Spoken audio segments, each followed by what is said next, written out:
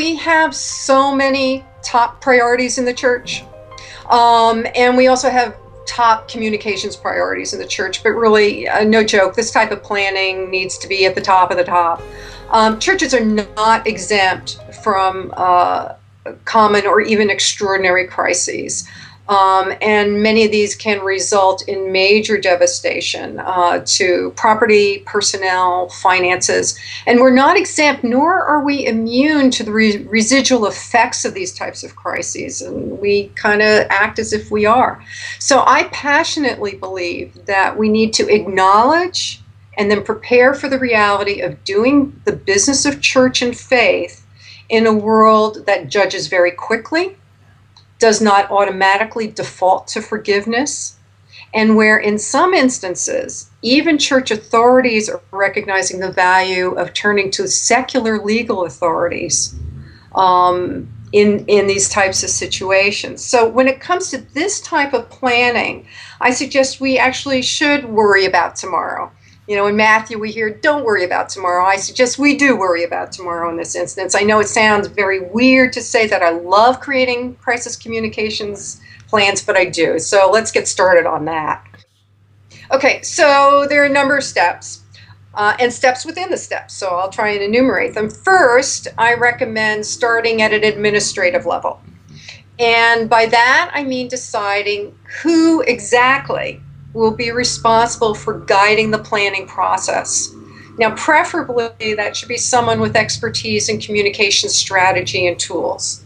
Okay, so you want to choose someone who will guide the process. Then you want to decide who will be responsible for creating and then reviewing the plan. This can be a group. Now, normally, I'm one of these no committees, but this actually can be a group process and probably should be. So you want to put together a group of knowledgeable leaders who are willing to discuss, and this is the key point, very difficult, unpleasant, and downright scary situations. You don't want anybody on there who is, oh, everything's fine, you know. Third, at an administrative level, you want to decide and you want to know in advance who'll be responsible for authorizing the plan. A lot of plans get made and then nothing happens.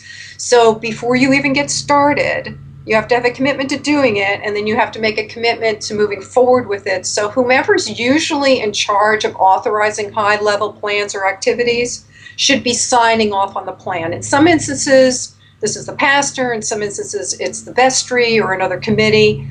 But that really needs to be in place. So those are the administrative levels. And then you get into the heart of it. And what I recommend next is generating crisis scenarios.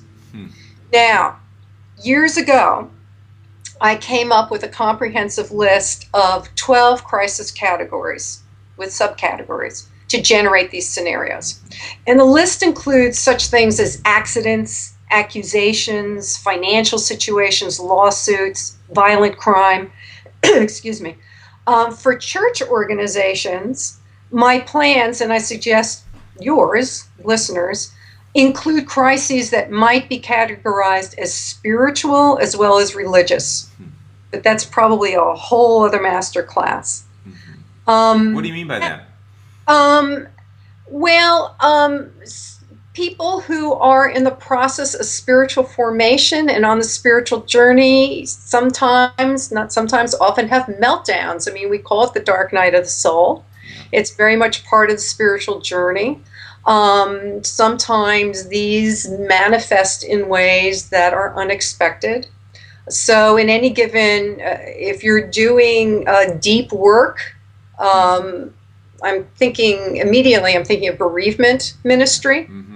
You can have somebody go into a spiritual crisis and have a meltdown. You can have people act out. I was in one community where it was clear that the person who ended up doing some very inappropriate sexual things was, as a result of struggling with the religious strictures of that particular denomination, went haywire. Yeah, okay, okay. Plus events. So those are also the types of scenarios. What would we do if, let's say, somebody takes our adult formation class and then goes out and X?